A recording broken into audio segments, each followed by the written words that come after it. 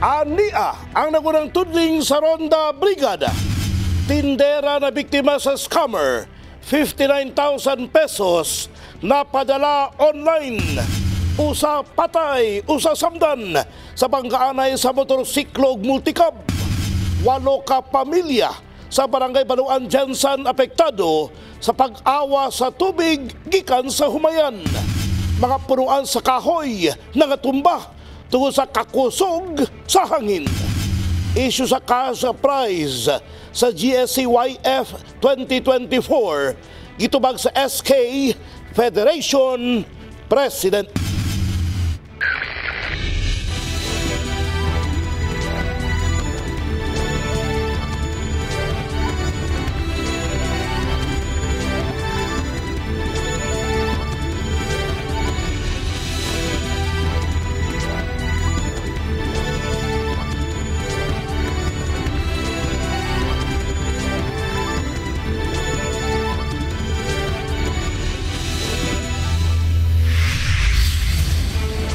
Sok Sergeant Maing Hapon, adlang Huwebes, Hulyo 11 tuig 2024.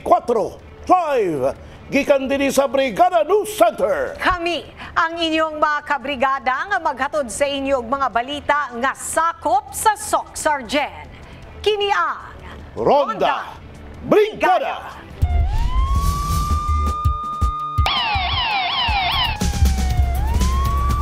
Hinabihan nga pagkadismaya ang gibati sa usa ka negosyante human nga nabiktima sa scammer. Asa na diskuhido ang ilang 59,000 pesos. Human napadala nila kini sa wala mailhing individual pinagi sa online o GCash. Ibrigada mo MJ Fernandez. May report sa mga otoridad ang dumala sa katahan sa Purok San Roque, Barangay Jangas West, Jensen, human mabiktima sa mga scammer gamit ang cellphone. Base sa impormasyon, usa matud pa ka babayi ang gitawagan sa usa ka gikaingong staff sa usa ka variety TV show sa usa ka network ug nagpahibalo nga nadaog matud pa kini og kwarta ug magkuha lamang ang iyang premyo. Pinaagi sa pagpadala usab og kwarta pinaagi sa e-wallet nga GCash. Ang maong babayi niadto matud pa sa tindahan aron himuon ang instruction nga gihatag sa caller. Mukabat-batod pa sa kinatibuk ang 59,000 pesos ang gipakash ini sa kadudahang numero. Diha-diha na lang ang kahibulong sa tendera sa dihang wala ni bayad ang maong babayi. Alas 2:30 ana ata tunay tabo. Then katong time ang kauban ang naka-transaction na to. Tapos ayun through on ano lang sila cellphone lang. Tapos ato na nangitabo di ay nagpa-cash in daw, then ulay money gihatag. Tapos naman to'y customer jud babae. Kaya gignan lagi siya nga nadaog daw siya ana. Gilayon nga midangop sa kapulisan ng biktima o gipatala ang nahitabo o gilayon usab nga gitugyan sa Regional Anti-Cybercrime Unit 12 ang maong insidente. Na daw ni tawag nga tao nagtun and then accordingly nadaog daw siya. And then para makuha daw to iyang premyo, so kinahanglan magbayad ni victim og 59,000 pesos. So katong gitawagan nga victims, so since wala siya kwarta, wala siya GCash siguro, nagato siya sa isang cash in cash out nga tindahan sa sari-sari store. So dito naggipa-istorya niya dito sa tagias tindahan nga dito siya mag-cash in. So after pag-transfer sa kwarta, giingnan siya nga i-transfer na karon kay hatagan daw siya 400 pag-abot sa kwarta. So moto without knowing na transfer na niyang kwarta and then moto gi-block na sila, wala na sila gibalikan. So dito lang na-realize nga scam na dito siya. Sa karon, gipaabot na lamang sa Anti-Cybercrime Unit ang mga dugang dokumento aron ilikom ang mga ebidensya nga gamiton batok sa scammer. Samtang naglaom na lamang ang mga gadumala sa mong tindahan nga mabalik pa ang maong kantidad sa salapi nga gipadala pinagi sa online. Lara siya, konsensya na lang to niya. Sana ibalik po ta. Dungan niini, Hugot usab ang pahimangno sa mga otoridad nga dili magpatuo sa mga ginapadalang mensahe o tawag gikan sa mga wala mailing individual, ilabi na kung lambigit ang hisgutan ng kwarta. Ang mga scammer is bisag asa gina sila, bisag kinsa wala na sila ginapili. So as long as dili man importante kung kwartahan ta o dili, as long as natay kwarta, biktima gito sa scammer. So as much as possible kung na yung nagatawag sa tuwa, na ay ga-contact, na dili na to kaila, na magsulti nga na nadaog daw ta sa raffle, pero wala man tay gisalihan nga raffle, ayaw jud ninyo tagda. So dili na siya kinahanglan nga itagdon, dili na to kinahanglan nga pansinon, dili na to kinahanglan mga tagog kwarta. In the heart of changing lives, kini si MJ Fernandez, Brigada News.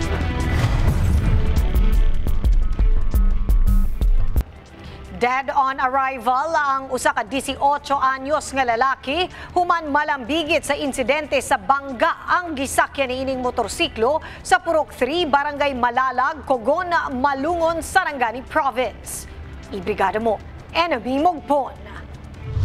Patay sa ospital ang usa ka bangki human mabangga sa likod sa multicab ang gisakyan niining motorsiklo. Nahitabo ang insidente alas 9 GMT sa gabi, Hulyo 9 sa Purok 3, Barangay Malalag, Cogon, Malungon, Sarangani Province. Giila sa kapulisan ang namatay nga si John Christian Quiñones, 18 anyos, samtang nasamdan usab ang driver sa maong motorsiklo nga si Noriel Bernal, 20 anyos, pulos residente sa Barangay Bunot, Kiblawan, Davao del Sur. Ikan diri sila sa nagtanaw basketball kay kadulungan kondisyon dito sa Malungon. Pag-uli nila, mapaulit na sila sa mga tao ba, ipaspasin kong dalaga nila. Tapos itong nauna itong nauna ang multika. Tapos na signal na sa likod na siya naman sa left side sa Malalagkugan. Pagliko niya nakabuilo na kasi itong motor. Naigo ya banda ang multicab sa banda sa may rear portion sa left side ang multicab May arrangement na sila, nag-detail na sila Nagpaayo pa karon sa ospital ang driver sa motorsiklo. Sumala pa sa kapulisan, gi-impound nila ang motorsiklo sa mga biktima human masuta nga pulos kini walay mga driver's license. Gumikan sa panghitabo, nagpahimangno ang kapulisan sa tanang motorista, ilabi na sa mga batan-on nga mag-igmat sa pagmaneho aron luwas nga makauli sa panimalay. Ang pahimangno sa Malungon Impres, wala kakulang ang Malungon Impres sa pahimangno nga maghinay-hinay kita sa atong kadalanan kay dili na to balay kung oras mag-abot ang disgrasya sa aton. Dapat hinahinay lang para makaabot kita na safety sa atong panimalay. In the heart of changing lives, kini sa Brigada Enemy Mogpon, Brigada News.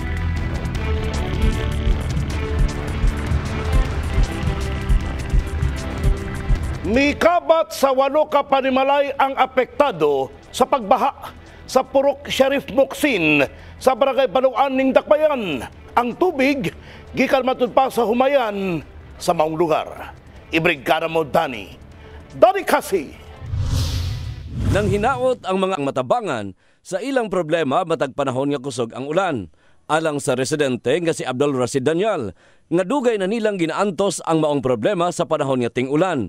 Sumala sa naisgutan nga kanunay silang maperwisyo ilabi na sa mga panahon nga mobanaw ang lampas tuhod nga tubig baha nga nagasulod sa ilang panimalay. Nya kada ulan mao ni mahitabo sa amo adre. Usahay dili mi katulugon. Kada gabi mukuha ng baha sa amo. Maayo pa kung buntag ka kuan mi. Gabi kuan mga wala mi katulog. Nang hinaot na lang si Daniel nga dili na magdugay og masolbad na ang ilang problema. Problema gud sir. Unta matabangan mi sa kaning among kuan ba problema. Sa bahin sa barangay, giangko ni Kapitan Dennis Bisa nga gikan sa ginapreparar nga tamnan og humay og nadugangan pa sa kusog nga pagbubo sa ulan ang tubig nga milahos sa mga panimalay. Sa maong problema, gipamahayag sa kapitan nga dunay nakita na silang hinanali nga solusyon pinaagi sa pagpalihay sa tubig. Especially sa area, kuyog atong presidente sa irrigation sa mga farmers kay para katong ilang outlet dito sa irrigation canal mo divert ngadto dito sa Baluan Creek para ang magpagawas ang tubig diretso na dito. Gipasalig sa kapitan nga dili niini pasagdan ang mga residente dungan sa pagpangita og malungtaron nga solusyon sa maong problema. Kanal ato i-divert nato ngadto dito sa Baluan Creek ato to ayuhon kay para katong sa may mga residential dili na mo adto ditong tubig. Dito na nato isuran nako to ang irrigators, mga association sa mga farmers nga kung once nga magpabuhang tag tubig sa atong mga basakan na siguro nato nga dili mo adto dito sa mga panimalay. In the heart of changing lives, kini si Brigada Danny Case, Brigada News.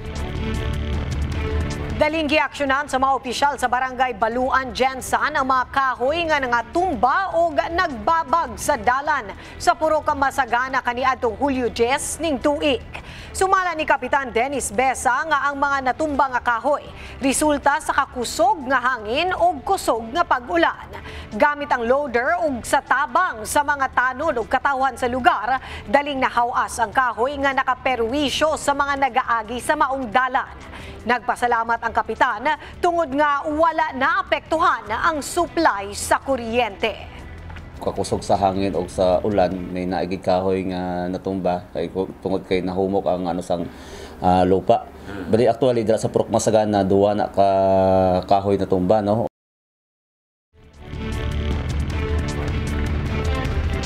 Atol sa 92nd regular session sa Sangguniang Panlungsod sa Jensan, gilatag sa SK Federation President ang update sa natabong General Santos City Youth Festival 2024. Apil sa gitubag sa iyahang privilege speech ang issue sa cash prize sa painting contest sa naasoing aktibidad. Ibrigada mo Lizel Labaho. Nahuman na ang hapit duha ka bulan nga selebrasyon sa General Santos City Festival 2024 sa nahitabong 92nd regular session sa Sangguniang Panlungsod. Gilatag ni Sangguniang Kabataan Federation President Councilor Elijah Joan Pulistico sa iyahang privilege speech ang assessment sa gikaingong aktibidad. Lakip dinhi ang mga workshop o contest nga nag-enhance sa talento o kapasidad sa kabatan-unan. The participants displayed incredible talent and dedication, making it a truly enriching experience for all involved. Usasab sa gilatag ni Kagawad Pulistico ang isyu sa premyo nga dunay 20% tax deduction. Sumala pa niya nga dunay 15% decrease sa budget sa Youth Affairs and Development Office. Bisan pa man, kinahanglan matud pa nga transparent sila sa mga kabatan-unan ilabi na sa cash prizes. It is crucial to ensure clear and accurate communication regarding price details to avoid misunderstandings and maintain the trust of our participants. It is also worth mentioning that despite budget constraints, because YADO was cut off 15% of their budget, komento pa ni Kagawad Attorney Edmar Yumang nga kanhing chairman sa Committee on Finance and Appropriations nga kinahanglan comprehensive ug holistic approach ang paghandle sa budget. I hope you will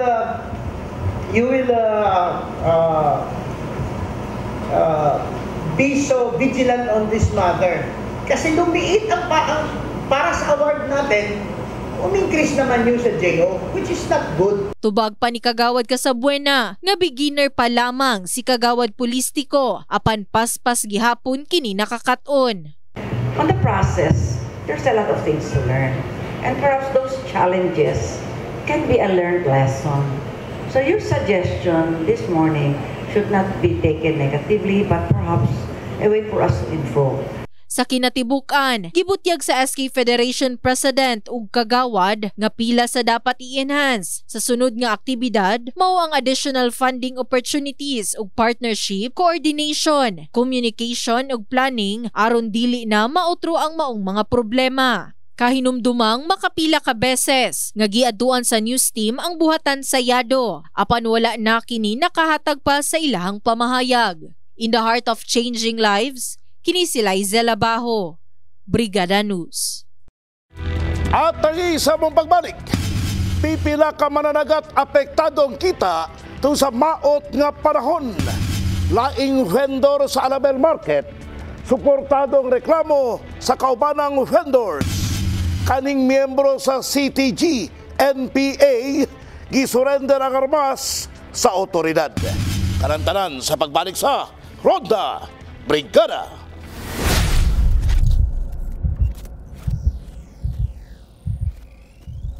Padayon ang epekto sa Intertropical Convergence Zone sa Sorsogon Region. Gani gawa sa mga lugar asa sagad apektado sa baha ug landslide, apektado usab matud pa ang pagpamukot sa pipila ka mananagat sa Jensan tungod sa pag-ulan.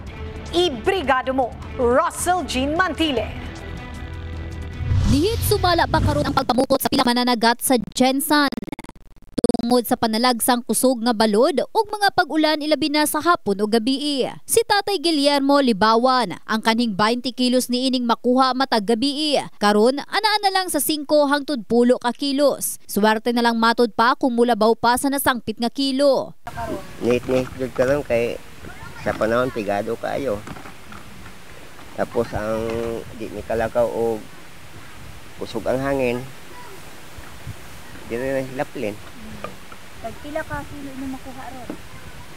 Ang uban makakuha tag 20 kilos, 10 kilos. Mga tayo? Ang ako ganina 5 kilos ra jud. Mawala jud ni ang panagat ra jud. Kung hindi mo ka makapanagat? Wala. Mawala jud among paninguha panagat ra jud. Ginagmay basta mo sige ulan-ulan man. Magbaha man ang sapa dira. Pagbuntag mo ka mudunggo among pambot, usahay makakuha may 10 kilos, hindi naman to kasi kuan, trespaser man. Usahay may 5 kilos, depende sa pag-abot sa paghuli dito sa dagat. Kahibaluan ang maot nga panahon, epekto gihapon sa Intertropical Convergence Zone kun ITCZ sa Sorsogon Region. Rason nga ang pipila sa mananagat dili makapangisda gumikan niini. Hinuon mapasalamaton na lang si Jovic Batislaon, gumikan naswertehan nga nakaabot sa 28 kilos ang iyang nakuha asa gilauman nga magpadayon. Depende sa panahon kay may araman panahon nga nang lain gud ang panahon mo, halimbawa may mga low pressure mo nang abili kay palawod. Lain ng panahon kay base ba lunod sa lahod. Una nga gila timing lang namon kung mayo ang kimpo, siyempre magpalawod mo. Gabi akong kuha 28 kilos. 28 kilos. Okay na makapalit ng bugas. Dayon matud pa ang pagpahimangno sa Philippine Atmospheric, Geophysical and Astronomical Services Administration sa publiko sa pag-amping sa posibleng epekto sa maot nga panahon sama sa pinakalit nga pagbaha ug pagdahili sa yuta. Gipahinumduman usab ang mga mananagat nga mag-amping sa kadagatan tungod pwede matud pa nga moabot gikan sa 0.6 ngadto sa 2.1 metros ang balod. In the heart of changing lives, kini si Russell Jean Mantile. Brigada News. Laing vendor ni suporta sa nangunang reklamo silang kaubang vendor sa Alabel Bagsakan Center. Labaw sa komitiba sa Trade and Commerce sa Sangguniang Bayan sa Alabel nagpaklaro sa reklamo. Ibrigada mo Vera Jason. Laing vendor na usab ang nagpadayag sa reklamo sa Bag Center sa munisipyo sa Alabel. Sumala kay Maria Princess sa Palyeda nga siya nagasuporta sa nauna nga nagareklamo gumikan siya apektado sab sa binagsakay og presyo sa vendor nga taga Jensan. Apektado jud mi sir kay Jensan man mi gakumpra unya ang presyo nila dito sa Jensan barato inigabot diri kung kami mangumpra dito syempre na naman na siya patong. Nya kung sila ang magtinda diri direct man sila dito sa mga farmers, di mas barato ilang presyo. Luoy mi nga kanang taga-Alabel kay dili naman mi mahalinan kay ang mamalitay dito naman sa ilahatanan. Wala na sa mo diri kay syempre kung asa ang barato dito man jud ang mga tao. Ang labaw sa komitiba sa Trade and Commerce sa Sangguniang Bayan sa Alabel nga si Kagawad Joel Aton na mahayag nga niagi kaniya ang mga vendors o pabor siya sa dialogo tali sa mga taga-Alabel vendors o sa taga-Jensan aron nga sila mahusay. Padayon pagyapon ni nga dialogo sa ilaha atong hangyoon nga ipadayon nato ang dialogo kung saan nato pagtanaw sa sitwasyon no kay ang atong palengke ato gyud ning ginaisip nga mo cater sa tanan. Kadtong dialogue nga akong ginaingon ato gyud tong paningkamutan nga mahitabo kay para madunggan ang pikas nga side o ang side pod sa ato ang nagdumala sa atong panggamhanan. Kahibaluan nga mokabat sa 34 ka mga vendors ang nilagda sa reklamo nga gisangat sa opisina sa mayor kadto Mayo 5 sa kasamtangan nga tuig. In the heart of changing lives, kini si Verjason, Brigada News. Anaa sa kapulisan ang armas nga gisurrender sa usa ka kaning miyembro sa Communist Terrorist Group nga ga-operate sa Tiboli, South Cotabato. Kampanya Batok Lose Firearms mas gipakusgan pa alang sa hugot nga pagbatok sa kriminalidad. Ibrigada mo, MJ Fernandez. Formal nga gitugyan ngadto sa mga ang mga armas nga gipanagihan matud pa sa usa ka kanhing miyembro sa Communist Terrorist Group nga ga-operate sa Tibli, South Cotabato. Base sa impormasyon gikan sa Fatima Police Station, tungod dili na gusto pa mabulgar ang ilhanan ni alias Roger, iya kining unang gi-turn over sa Barangay Peacekeeping Action Team kon BPAT member sa Barangay Fatima Jansan. Nasuta nga usa ka unit sa improvised 12-gauge shotgun o mas gila sa tawag nga sumpak o usa ka round sa rifle grenade ang gitugyan sa ilang buhatan. Dahil tayo usa ka kaning member sa MTA nga nag-surrender sa atong Police Station 7. So, pressure gato kita sila gi-accommodate, gi-dawat, aron po ma-facilitate ang ilang pag-surrender. Dugang pa ni Olayvar nga mao na matod pa kini ang nahimong resulta sa hugot nilang kampanya Batok Lose Firearms.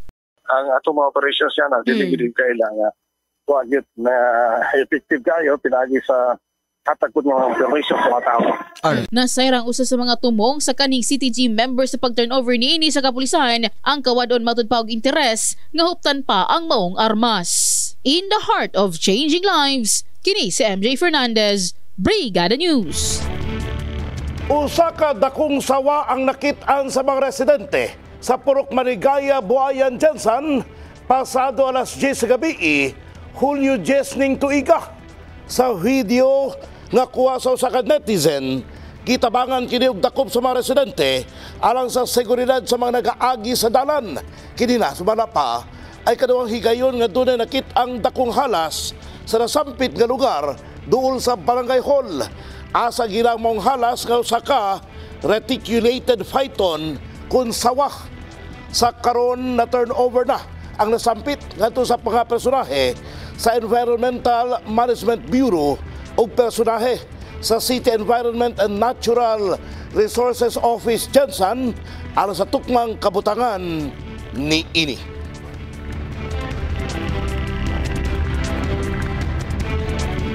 Daghan sa atong mga kabrigada ang hilig og midnight snack. Apan kahibalo ba mo nga duna kini epekto na dautan sa atuang panglawas. Ibrigada mo, Lizel Labajo. Midnight snack?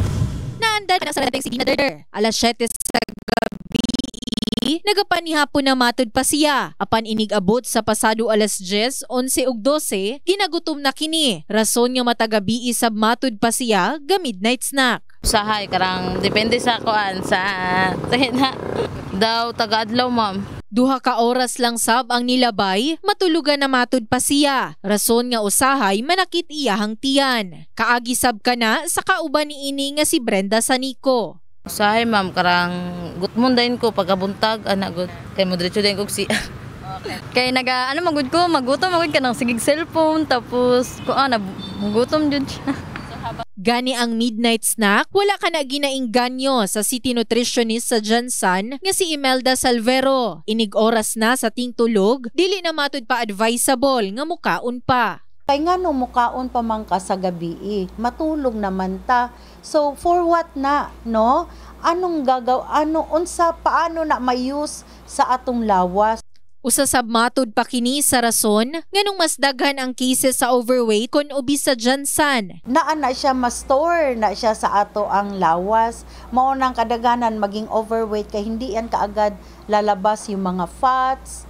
So naa lang na siya sa atong mga adipose tissues, yung mga soft tissues nato. Gani ning Nutrition Month, ginapahinumduman niya ang publiko sa balansing pagkaon. Pinaagi sa pinggang Pinoy nga kinahanglan dunay carbohydrates, protein, gulay ug prutas matag kaon. In the heart of changing lives, kini si Liza Labajo, Brigada News. Atangi sa among pagbalik. Drainage project dako matud pang tabang sa mga residente sa Alabel, Sarangani Province. Dugang ihap sa e-jeep sa Jensan, gikalipay sa labaw sa LTFRB 12. Pesticides gitanyag ngadto sa mga mag-uuma nga apektado sa full army. Kanang tanan sa pagbalik sa Ronda Brigada. Ngod sa perwisyo sa tubig baha sa pipila ka lugar sa Alabel sa Negri Province, plano karon sa mga opisyal sa nagkadayang lokal nga panggamhanan nga magmugda og drainage canal isip pagpangandam sa kusog nga pag-ulan. Ibrigada mo, Russell Jean Mantile. Sa gunson nga mga pag-ano kana ang problema residente sa Barangay Ladol o Barangay Kawas, Alabel, Sarangani Province. Pero wisyo kini, ilabi na nga musulod ang tubig baha ngadto sa mga kabalayan ingon man sa mga kalsada. Usang residenteng si Jenmar sa mga mabalaka o galing mudagom tungod sa posibleng pagharugos sa tubig, ilabi na nga wa joy kalutsanan sa baha. Wala may katulgan kang balay, banaw mo yung tubig. Asa rin yung balay banda, sir? Nadas may siyap na. So usahay pag ang tubig, nung asa taman sa inyo, sir, ka ng... Ay, kay gamay-gamay mo ko, tayo murag tagahawak. Hasol kayo, way tulog good kay ang balay tubig man, magsiglang kag limpyo nya. Para karon wala pa ga nahubas tubig para mamo. Daghan pa yung tubig. Lapok pa kayo. Hinuon sa pikas kalsada aduna man sumala pay drainage. Apan gabanaw usab o galing mukusog ang pressure sa tubig baha. Gani pipila sa mga nagaagi nga sakyanan magkalisod sa dalan. Gumikan sa lapas tuhod nga tubig sa kalsada. Ning milabayng adlaw lang aton sa gihimong pag-turnover sa bag-ong barangay hall sa Kawas. Matud ni Kapitan Francisco Labostro, gikalipay sumala pa nila ang maayong balita kanila alang sa mga residente. Gumikan sa ginapangandaman sumala pa sa mga hingtungdan. Lakip diri ang Department of Public Works and Highways ang pagmugna og drainage sa ilang dapit isip intervention sa mga pagbaha. Dako ang among kalipay nga nadungog na mo mismo sa kay District Engineer sa Sarangani DPWH Engineer Ray Francisco. Na kung din aduna na allocation na 30 million no dira sa may Purok 10A. Muna ang mga flood area na mga puroks. Ang ingon niya, no, basta bidding process sila. Tapos ang kanindot ang ato, kay aduna na po another 30 million nga mo ang Canal Highway mo diretso na dito sa padulong dito sa mahulog dito sa Lonpadido River. Boundary na muna sa Malapatan o Alabel. Yung mainta nga matagaan talag solusyon kung asa makuha ng tubig manay maagian unta nga tarong unta para na daw walay kanal sa atbang. Pag maawas diri diretso gid sa balay. So una po na si plano diri. Kuan, abot ko diri 1998. Oh, siga plano na sila. Unya unsa na tarong kuana, nang tuiga ron.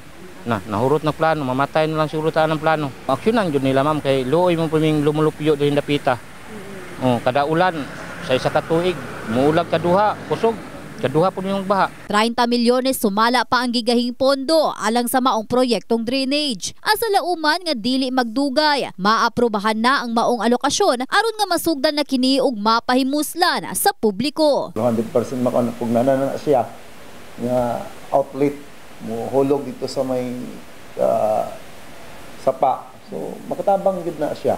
Ako ay katabang na no to address sa problema na to sa pagbaha. In the heart of changing lives, kini si Russell Jean Mantile, Brigada News.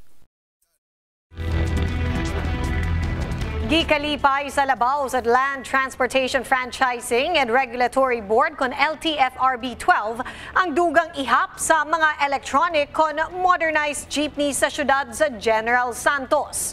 Ibrigada mo, Ver Diazon. Gipahayag ni LTFRB Chudipay ang nagngalima ka mga bagong unit sa Egypt sa Jansan. Human kanini tambong sa turnover ceremony sa Oval Gym o sa pag-road test milabayng adlaw Lunes. Yes, I'm proud and my congratulations din sa Lado Transco for acquiring 5 new electric vehicles. Dugang ni Padua nga sa 105 ka unit sa Egypt sa Jansan, wala pa gayod nalukop ang tanang ruta. Apan, nakasabot matod pa kini nga proseso ang kalambuan og dili sayon gumikan aduna pay laing mga transport mode nga nanginabuhi sa kadalanan. Samtang gikumpirma sa labaw sa modilong Tricycle Transport Cooperative sa Jansan og sa Metro Jansan nga aprobado na ang ilang giutang nga susama sa giutang sa Lado Transco og tag napulo sila ka unit. Sa pagkakaroon gihulat lang lamo ang LOG. So far positive naman nga moabot gito. Well, naanatay gi PO no nga for 10 units. Although in last Friday na may initial talks with other financial institutions, especially with Land Bank, kung ongoing pabagyahapon ang ilang financing, and pasalamat man po may nga positive ang response na we could still apply. Present usab sa turnover ceremony ang supplier gikan sa Korea o ang mga opisyal sa local government unit sa Jansan. In the heart of changing lives, kini si Verjason, Brigada News. Gikalipay ug nagpasalamat ang Barangay Council sa Conel sa pagtubag sa LGU sa ilang urgent resolution nga nagahangyog tabang sa ginaproblema sa mga mag-uma kalabot sa peste nga full army worm. Sumala ni Kagawad Samuel Ginubatan nga migahinang City Agriculturist Office o ga pesticide nga magamit sa mga mag-uma sa pag-spray sa ilang maisan. Giyang ko ni Ginubatan nga dili maapuran ang tanan nga mag-uuma sa mong hinabang, mong hinaot kini nga madugangan sa LGU ang maong pesticides. Kay baluan nga unang nagpaabot sa mulo ang pipila ka mga mag-uuma sa mong barangay tungkol sa pagpameste sa lang tanom nga mais sa maong ulod. Sa Barangay Council sa Conel nga tabangan ng uban nga mga farmers ato mulo nila sa tungod ining dangan nga full army worm.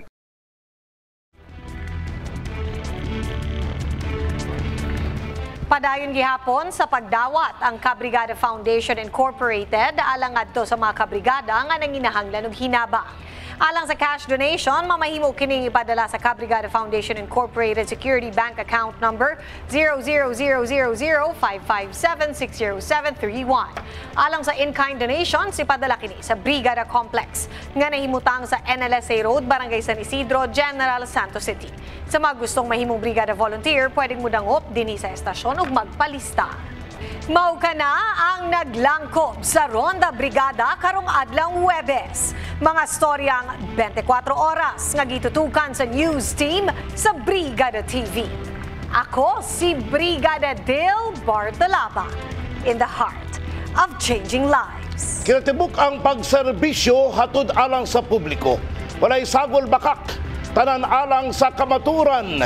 Kini si Konsehal Papabi, Attorney Kan Kasanigan Balyeke, palaban para sa taong bayan, kun para sa tao. Sadyang mapagmahal, SM, in the heart of changing lives. O kiniyang Ronda Brigada.